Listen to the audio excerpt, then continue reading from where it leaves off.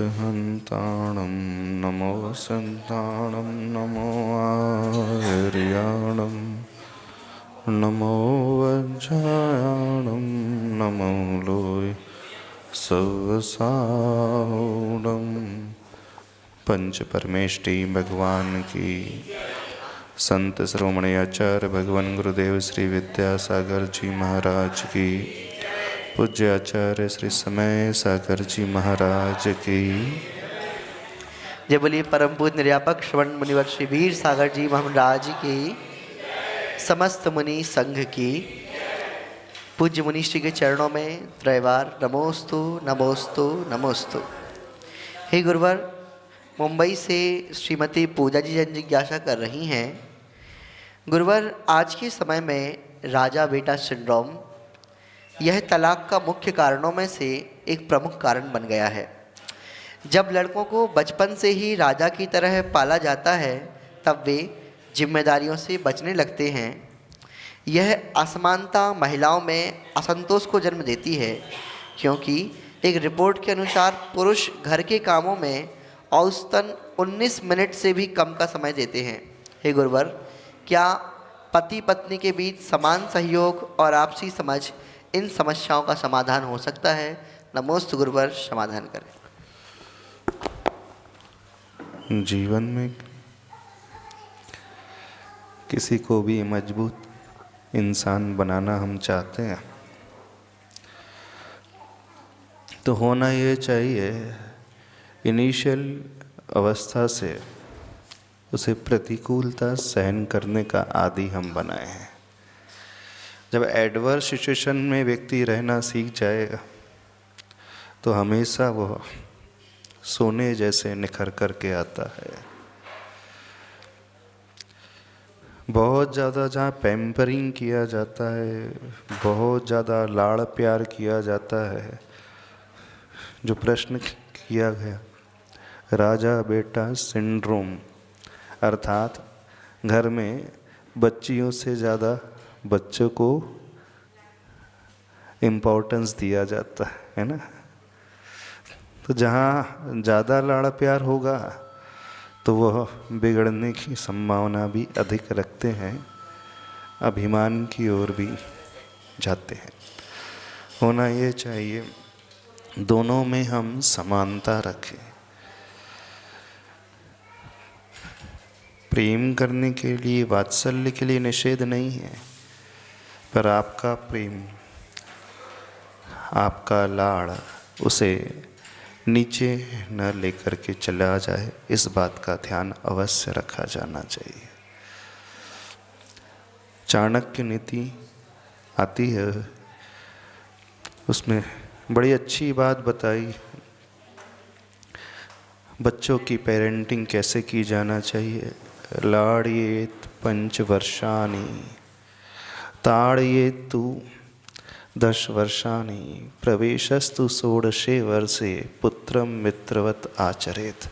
अर्थात जब बच्चा 5 साल तक का होता है उस समय तक तो उसे लाड़ प्यार करे, लेकिन 5 साल से ऊपर उठते ही अब उसे पैम्परिंग की आवश्यकता नहीं, ताड़ने की भी आवश्यकता नहीं, डांट की भी आवश्यकता है।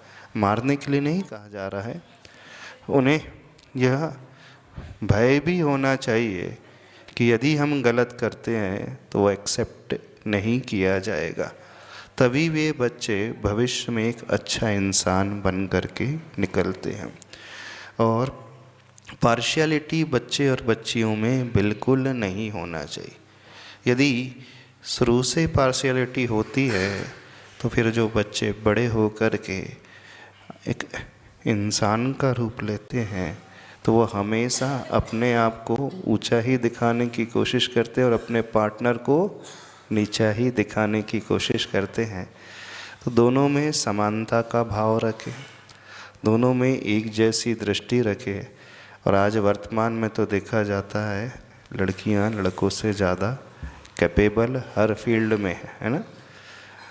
ज्ञान के क्षेत्र में, कार्य के क्षेत्र में, फैमिली को मैनेज करने के क्षेत्र में, टैलेंट के क्षेत्र में, इनकम के क्षेत्र में।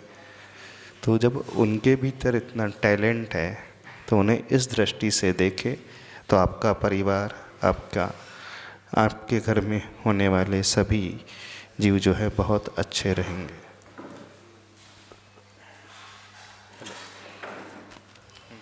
हेलो इंदौर से हेलो इंदौर से श्रीमान अभिनव जी जन जिज्ञासा कर रहे हैं, पूज्य मुनिवर के चरणों में त्रैबार नमोस्तु। हे गुरुवर, धार्मिक होना और आध्यात्मिक होना क्या एक ही बात है? क्या धार्मिकता किसी निश्चित पूजा पद्धति और परंपराओं का पालना है, जबकि आध्यात्मिकता आत्मा और ब्रह्मांड के साथ व्यक्तिगत जुड़ाव?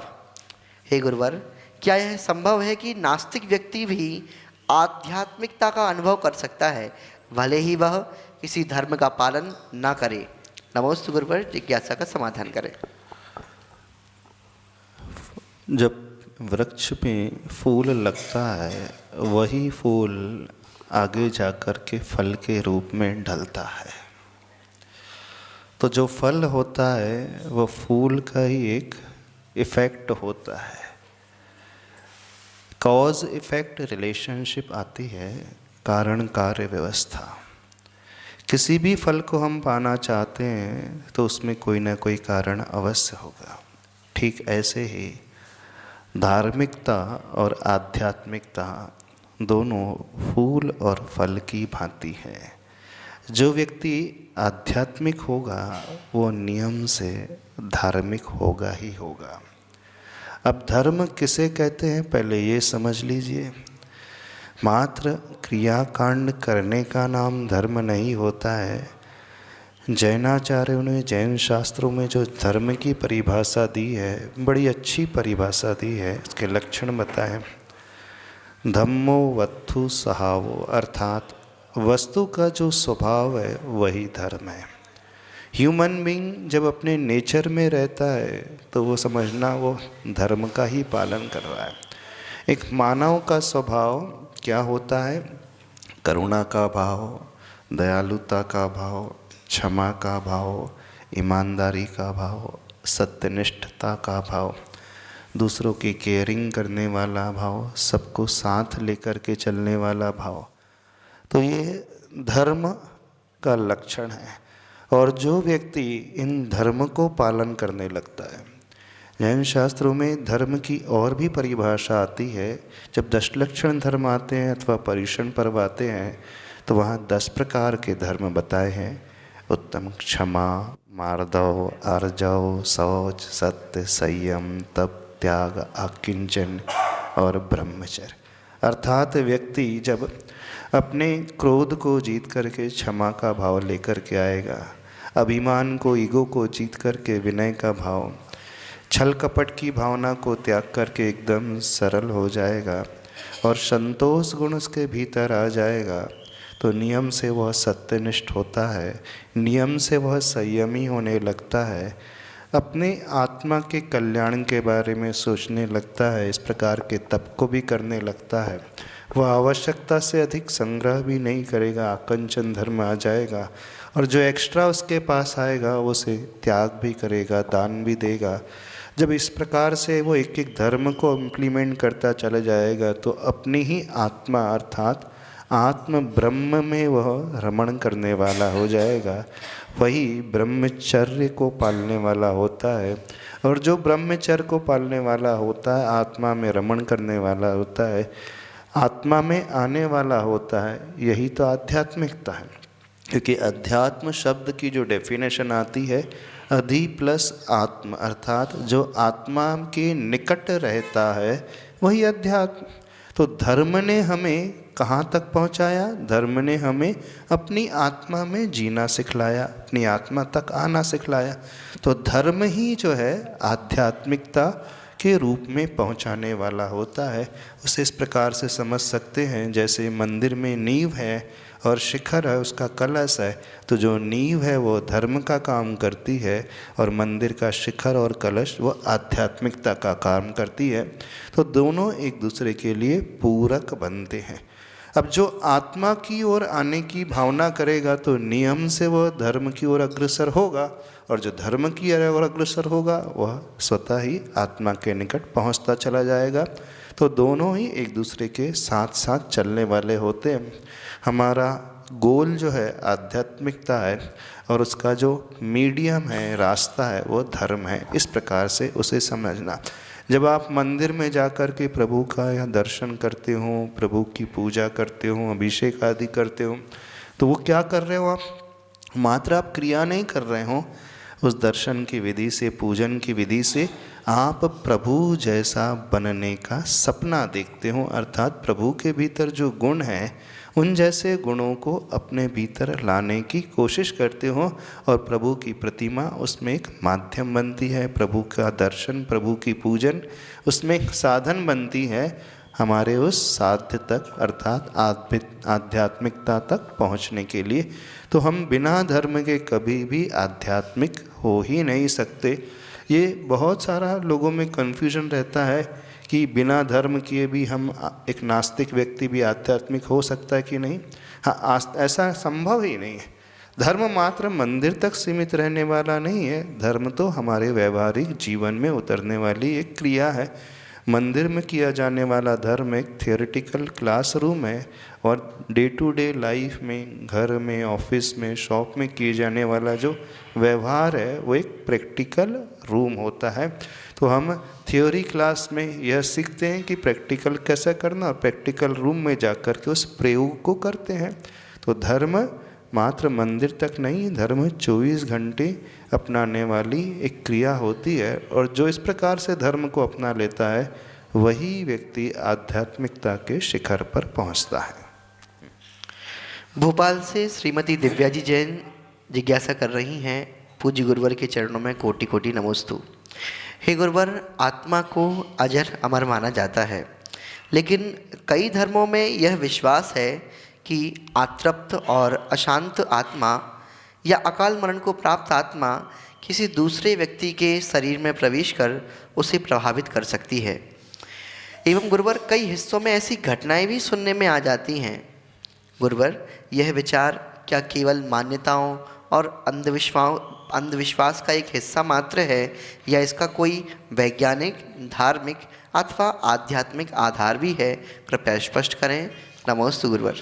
आज वर्तमान की साइंस के अनुसार देखें तो आज का विज्ञान ये स्वीकारता है, सब्सटेंस और energy can not be created nor it can be destroyed, it just transforms from one stage to another stage, है ना। ऊर्जा अथवा द्रव्य को न हम पैदा कर सकते हैं, न ही हम उसको नष्ट कर सकते हैं। वह एक स्टेज से दूसरी स्टेज तक बस परिवर्तित होती है। जो मैकेनिकल एनर्जी होती है वही काइनेटिक एनर्जी बन जाती है, जो इलेक्ट्रिकल एनर्जी होती है वही थर्मल एनर्जी अथवा थर्मल एनर्जी, इलेक्ट्रिक एनर्जी आपके काम में आने वाली है। सोलर एनर्जी को आप इलेक्ट्रिसिटी में कन्वर्ट कर लेते, इलेक्ट्रिसिटी से आप लाइट जनरेट कर लेते, उस लाइट से आप अंधकार दूर कर लेते। तो देखना, पूरे इस यूनिवर्स में एक सोर्स से दूसरी सोर्स तक उसका प्रवाह चलता है। ये विज्ञान स्वीकारता और ये सारी दुनिया मानती है। ठीक इसी प्रकार जैन विज्ञान यह कहता है, द्रव्य अर्थात आत्मा न कभी पैदा होती है और आत्मा कभी नष्ट न हो सकती है।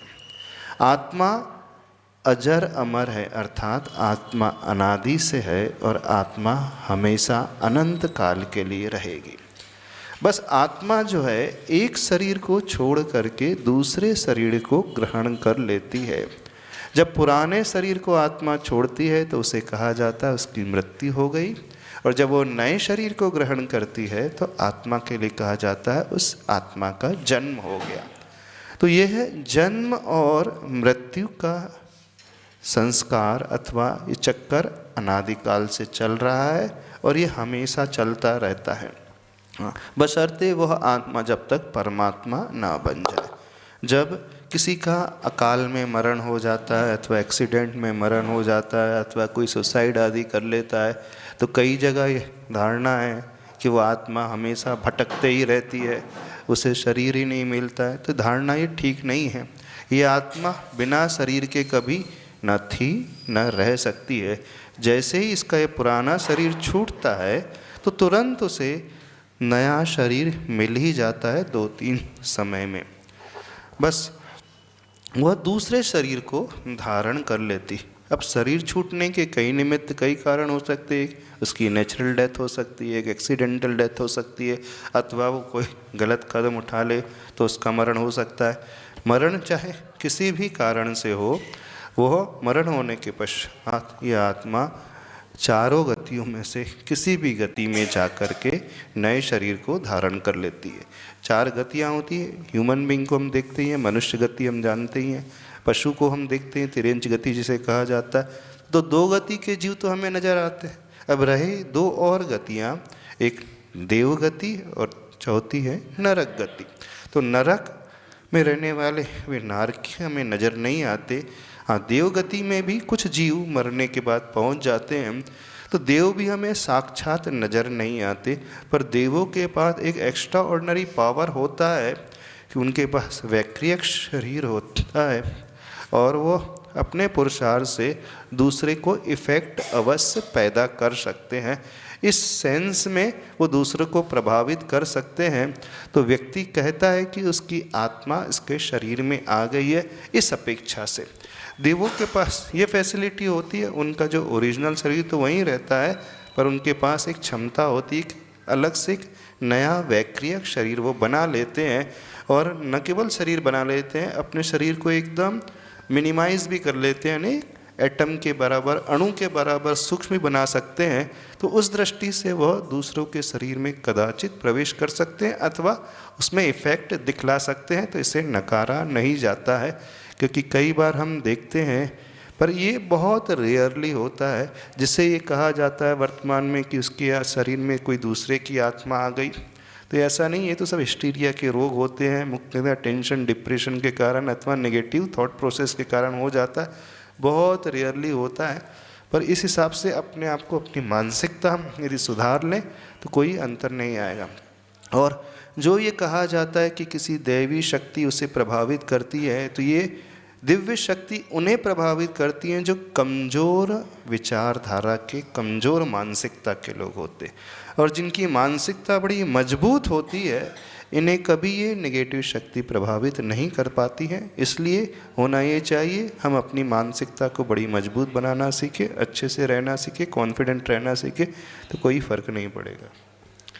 ऑनलाइन जिज्ञासाओं के उपरांत अब उपस्थित धर्म समूह में से हमारे बीच सर्वप्रथम आदरणीय ब्रह्मचारिणी वंदना दीदी जी जिज्ञासा कर रही हैं, और इसके बाद तैयार रहेंगी ब्रह्मचारिणी हेमा दीदी। जिनका भी नाम बुलाया जाए वे यहाँ पर आ जाएं कैमरे, ताकि आप जिज्ञासा कर सकें। सर्वप्रथम जिज्ञासा ब्रह्मचारिणी वंदना दीदी। कुंडलपुर के बड़े बाबा की जय, संत शिरोमणि आचार्य गुरु श्री विद्यासागर जी महाराज की जय, परम पूज्य वात्सल्य श्री आचार्य श्री समय सागर जी महाराज की जय, परम पूज्य श्री वीर सागर जी महाराज की जय। महाराज जी, आजकल साधुओं के लिए इंडेक्स का बना हुआ और राड का गर्म किया हुआ पानी पिलाया जा रहा है, ये कहाँ तक उचित है? काय का? इंडक्शन का? अच्छा, हीटिंग रॉड आर्ट का बिल्कुल नहीं होना चाहिए। होना ये चाहिए, सही पद्धति का उपयोग होना चाहिए। प्रासुक जल जो किया जाता है, सही में जो होता था, लकड़ी जो ईंधन रूप में होता है, कोयला होता है, अथवा एलपीजी जो गैस होती है, इनका प्रयोग होना चाहिए। अब हीटिंग एलिमेंट अथवा इंडक्शन का प्रयोग किया जाएगा तो उसके साइड इफ़ेक्ट्स बहुत सारे देखने में आ रहे हैं। रिसर्च से भी ये प्रूव हुआ है, जो माइक्रोवेव ओवन का यूज़ करता है उसका भी इफ़ेक्ट कई बीमारियों के रूप में होता है। अब डायरेक्ट हीटिंग एलिमेंट रॉड डाली जाएगी तो उससे भी पानी में रहने वाले केमिकल्स जो मिनरल्स हैं वो नष्ट हो जाते हैं और उसका साइड इफ़ेक्ट्स होता है। और इंडक्शन जो यूज़ किया जाता है उसमें भी एक प्रकार से वेव ही है जो उसे एकदम गर्म कर देती हैं, तो उनका तो इस प्रकार से असर होता है, इससे बचना चाहिए। जिज्ञासा करेंगी ब्रह्मचारिणी हेमा दीदी जी, और इसके बाद तैयार रहेंगे श्रीमती माही वैभव जी जैन। अच्छा, कुमारी माही वैभव जैन, क्षमा करें। और भी यदि किन्हीं को जिज्ञासा करनी हो तो भी हमें नाम पहुंचा देवे। आ जाएं। हाँ, ब्रह्मचारिणी हेमा दीदी।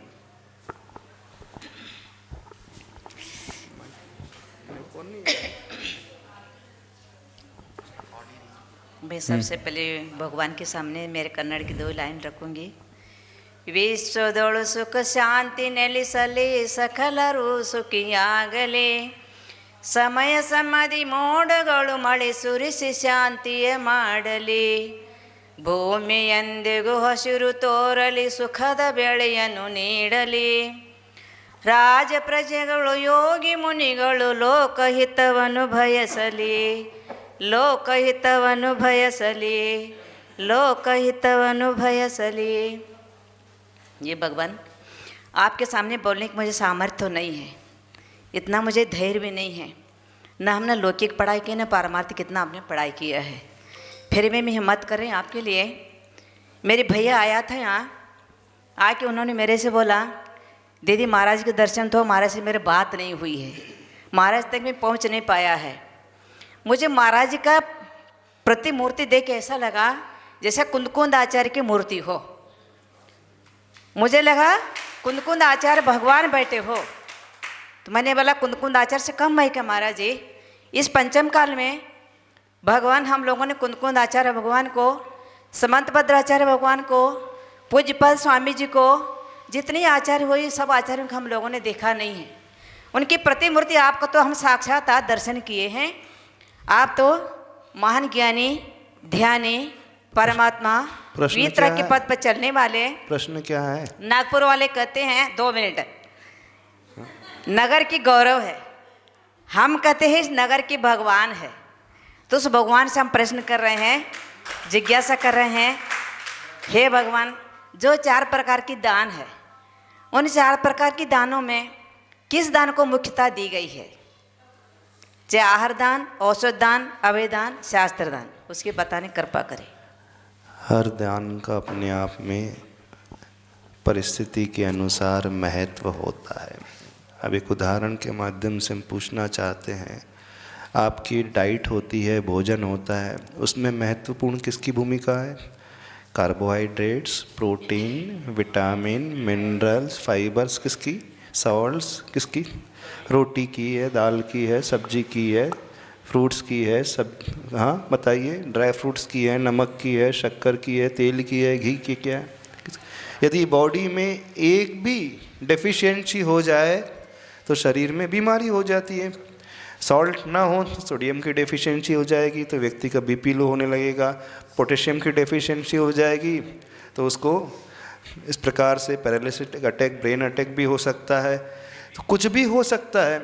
तो शरीर को सुव्यवस्थित और स्वस्थ रखने के लिए सभी का इम्पोर्टेंस होता है। ऐसे ही धर्म में आहार दान, औषध दान, अभय दान और ज्ञान दान सभी का इम्पोर्टेंस होता है। हम किसी को छोटा और बड़ा नहीं कह सकते। फिर भी आचार्य सार ग्रंथ में एक बहुत अच्छी बात आई थी, टीकाकार जी आचार्य भगवान ने लिखा कि ज्ञान दान सबसे महत्वपूर्ण है। बोले कैसे ज्ञान दान? जिसे समीचीन ज्ञान हो जाता है, सम्यक ज्ञान हो जाता है, वह व्यक्ति, वह श्रावक नियम से किसी पीड़ित को देख कर के, जो बीमार को देख कर के अवश्य उसके लिए औषध दान करेगा। वो अपने आप ही जीवों की रक्षा का भाव लेकर के आएगा, अर्थात अभयदान हो जाएगा। जो अज्ञानी हैं वो अपनी शक्ति के अनुसार उन्हें समीचीन ज्ञान देने की कोशिश करेगा। जो ज़रूरतमंद है, जिनके पास रहने के लिए स्थान नहीं है, आहार और आश्रय दान वो देगा। यानी सम्यक ज्ञान होते ही व्यक्ति अपने आप चारों ही प्रकार का ज्ञान दान करना शुरू कर देता है। वो आहार दान भी देगा पात्र को खोज करके, बीमार को खोज करके औषध दान भी देगा, और जीवों की बचाने के लिए वो हमेशा अभय दान भी देगा, आश्रय दान भी देगा, और कमज़ोर को ज्ञान दान भी देगा। तो ज्ञान दान सबसे महत्वपूर्ण है। वो एक नींव की भांति, जड़ की भांति है। अपने आप जहाँ जड़ को पानी दिया जाता है तो वृक्ष फलता फूलता नजर आता है। जिज्ञासा करेंगे माही वैभव जी जैन और इसके बाद तैयार रहें श्रीमती सपना जी जैन। नमस्ते माया जी, मेरा नाम माही जैन है। मैं 56 कुमारी बन गई हूँ, इसका इम्पोर्टेंस क्या है? बहुत अच्छा। कल से यहाँ बेसा नगरी में, नागपुर का ही एक उपनगर है, पंचकल्याणक प्रतिष्ठा महामहोत्सव कार्यक्रम शुरू हो रहा है। और जब पंचकल्याणक प्रतिष्ठा महामहोत्सव होता है तो पाषाण से भगवान बनाने की यात्रा चलती है। और पाषाण से भगवान ऐसे ही नहीं बनते हैं, जैसे उस संसारी आत्मा को तीर्थंकर पद की यात्रा करने में कितने सारे पात्रों की आवश्यकता होती है। तो सबसे पहले आवश्यकता होती है उस जीव को जो शुद्ध जगह, अच्छी जगह गर्भ में आ सके। तो माता के उपयोग को लगाने के लिए वो अष्टकुमारी और 56 कुमारियाँ देवियाँ जो होती हैं वो धर्म की चर्चा करती है, माँ की सेवा करती हैं, गर्भशोधन आदि की क्रियाएं करती है। तो जो भी बच्ची अष्टकुमारी अथवा 56 कुमारी देवी बन रही है तो मानना वो साक्षात तीर्थंकर की माँ से जुड़ रही है, उस जीव से जुड़ रही है। तो ऐसा जीव निकट भव्य होता है, बहुत जल्दी वो आत्मा की कल्याण करके स्वयं भगवान पद को प्राप्त कर लेता है। ऐसी बच्चियाँ कभी भविष्य में भटकेंगी ही नहीं, वर्तमान भाव में भी उनके संस्कार हमेशा अच्छे रहेंगे, उनका ज्ञान बढ़ेगा, उनकी शक्ति का विकास होगा, उनका जीवन बहुत अच्छा होगा। जहाँ वो जाएंगी वह उस कुल को हमेशा रोशन करने वाली होंगी। इस प्रकार से इन पात्रता को हर एक व्यक्ति को हासिल अवश्य करना चाहिए। आगे जिज्ञासा करेंगे श्रीमती सपना जी जैन और इसके बाद तैयार रहें श्री श्रेयांश जी कटनी से। नमोस्तु महाराज जी, नमोस्तु महाराज। जैसे अपने अष्टमी चौदस का महत्व होता है तो लोग अष्टमी चौदस महत्व पूजा भी करते हैं। और मेन में जैसे शांति विधान किया तो उसमें मेन जो कोई अर्घ होता है उसमें फल भी चाहते, उसका अपन को फल मिलता है क्या? जैसे शांति विधान करते अपन, शांति विधान में हाँ जो अर्घ चढ़ाते हैं, कोई मेन जैसे कुछ रहता है तो उसमें फल चढ़ाते कि इसमें फल चढ़ाना है, इसमें नहीं चढ़ाना। हाँ तो बिल्कुल भगवान की भक्ति, भगवान की पूजा जितनी करें उतने ही फल देंगे।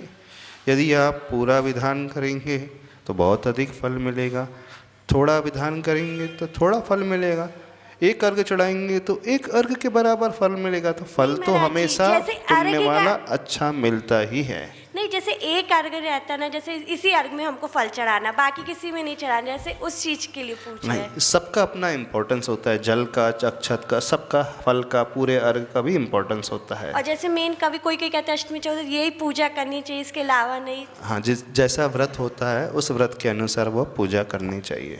चलिए, नमस्ते महाराज। जिज्ञासा करेंगे श्रीमान श्रेयांश जी कटनी और इसके बाद अंतिम जिज्ञासा के लिए श्रीमती प्रतिभा जी जैन बेशा।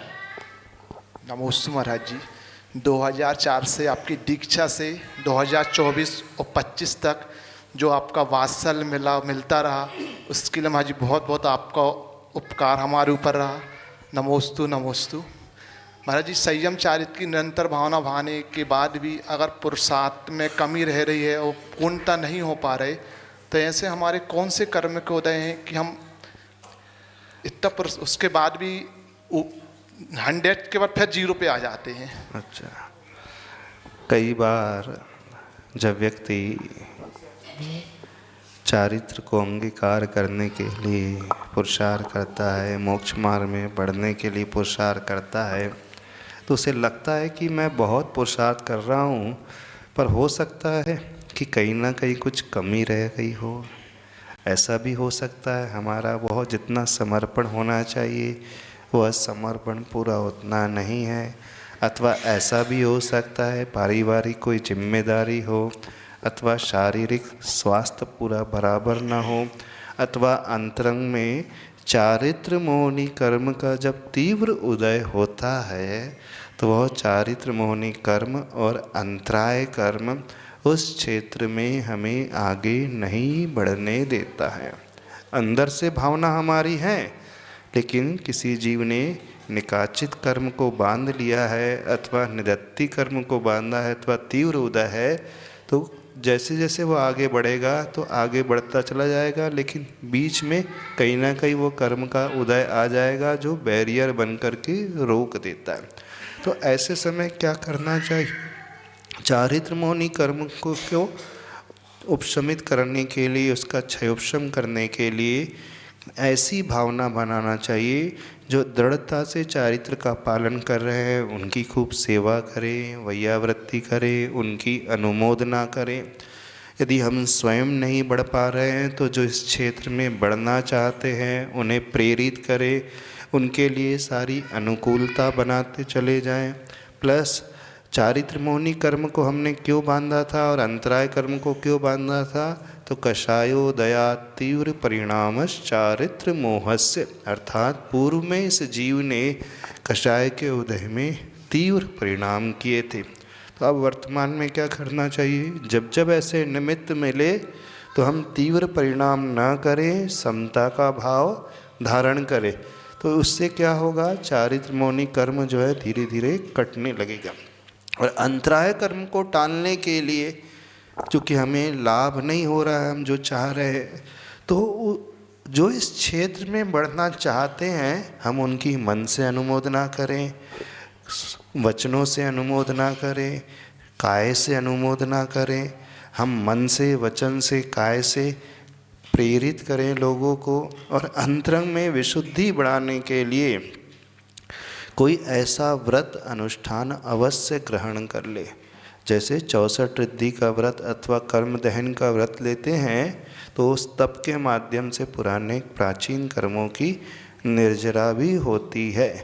और एक सबसे इफ़ेक्टिव जो तरीका होता है, अज्ञान दशा में जो कि हमने कर्म बांधा है तो उसे कम करने के, उसके प्रभाव को कम करने के लिए अंदर ही अंदर हम पश्चाताप की अग्नि में जले, अंदर ही अंदर हम उसे स्वीकारें और गुरु के पास जाकर के किसी न किसी रूप में अपने शुद्धि के लिए, आत्मशुद्धिकरण के लिए प्रायश्चित ग्रहण करें, गुरु से निवेदन करें।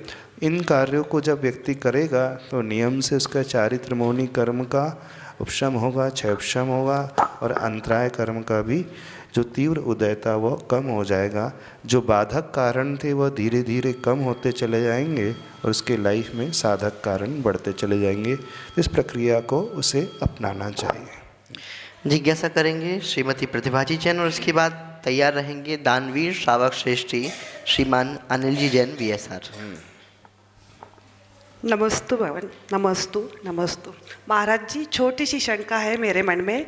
अपन जो रोज पूजा अर्चा करते और स्वाध्याय करते, इसमें ज़्यादा महत्व किसको देना?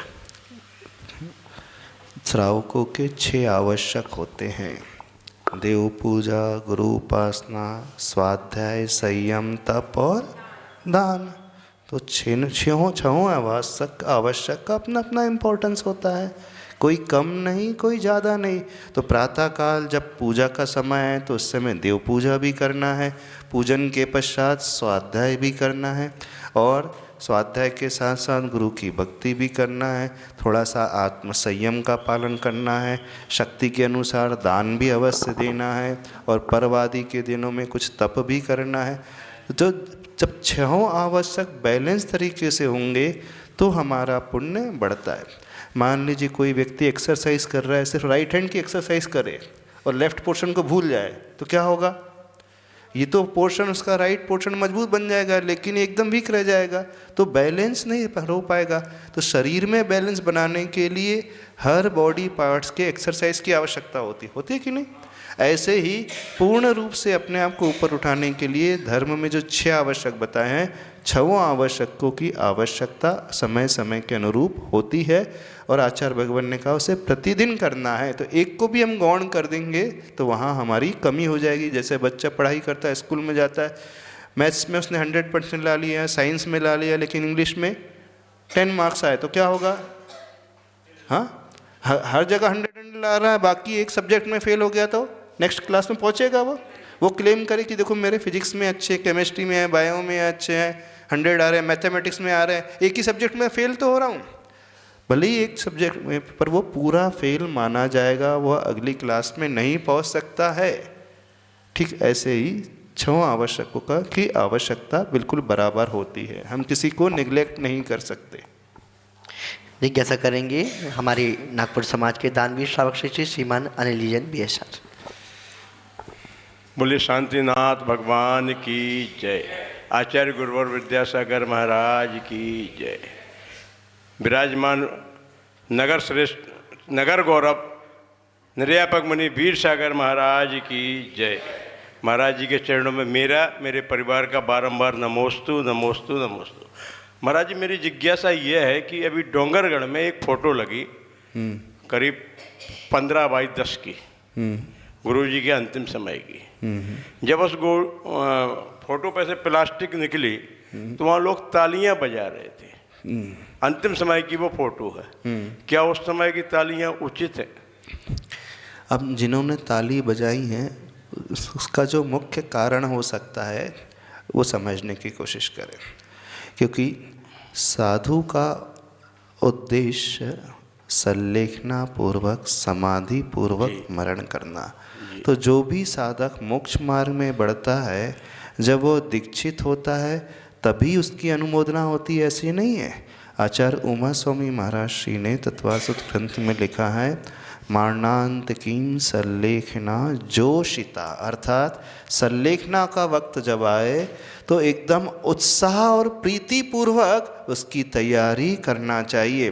तो जिन आचार्य भगवान ने, पूज्यवर आचार्य गुरुदेव श्री विद्यासागर महाराज जी ने अपने 55 वर्ष के साधना काल को तो एकदम बहुत अच्छे से जिया है, निर्दोष साधना की है, निरतिचार साधना की है, पूर्ण निरासक्त होकर के साधना की है। तो आचार्य भगवान ने यह दिखाया कि साधना का मार्ग कैसा होता है, कैसे साधना की जाती है। और जब कर्म की प्रतिकूलता आ जाए, कोई रोग आदि परेशानी आ जाए, तो उस समय घबराना नहीं, बल्कि परेशान उरन दिन, तो अर्थात ऐसे परिचय के समय सीना तान करके आगे आना चाहिए और उसका स्वागत करना चाहिए उत्साहपूर्वक। तो आचार्य भगवान ने अपने 55 वर्ष के जीवन काल की साधना तो की, और जब अंतिम परीक्षा का समय आया तो अंतिम परीक्षा के समय में भी 100% मार्क ला करके दिखाया दिया कि संलेखना प्रतिकूलता में कैसी की जाती है। तो इस अपेक्षा से श्रावकों ने ताली बजाई है कि धन्य है ऐसे महान गुरु जिन्होंने हमें मोक्ष मार्ग में चलना भी सिखाया और संलेखना साधना कैसी करना चाहिए ये शिक्षा भी दी आई। इस अपेक्षा से ताली बजाई, तो उस अपेक्षा से उनकी अनुमोदना करें। एक और हाँ, अगर मंदिर का नियम और किसी कारणवश उस दिन मंदिर के दर्शन ना हो पाए तो क्या शिखर के दर्शन करने से कुछ अंश उसका मिलता है क्या? जब हम शिखर के दर्शन कर रहे हैं तो मंदिर में दर्शन करिए ना, भगवान की क्या परेशानी। मंदिर बंद हो गया, मंदिर बंद हो गया तो फिर हमारे पुण्य में कमी हो जाएगी। यानी हमने भगवान को छोड़ कर के अन्य कार्यों में इतनी व्यस्तता दे दी है, उतना इम्पोर्टेंस दे दिया है कि या तो भूल गए अथवा मजबूरी की ऐसी आ गई कि वहाँ फंस गए। यदि मजबूरी में हम फंस भी जाते हैं और अंदर ही अंदर पश्चाताप हो रहा है तो क्षम्य माना जाएगा। कोशिश कर, उसका प्रायश्चित गुरु महाराज से जा कर के निवेदन करके ले सकते, ले लेना चाहिए। हाँ, बहुत अच्छा। अरे चलो, महानुभाव, कल से श्रीमद् जिनेंद्र पंच कल्याणक महामहोत्सव प्रारंभ होना है। कल ठीक सुबह 6 बजे से यहाँ की सारी क्रियाएं प्रारंभ हो जाएंगी।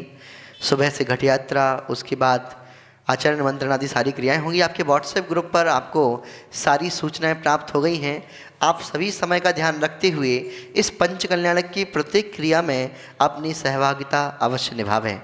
आज आए हम सभी मिलकर के पूज्य मुनिश्री की मंगल आरती करने का सौभाग्य प्राप्त करेंगे।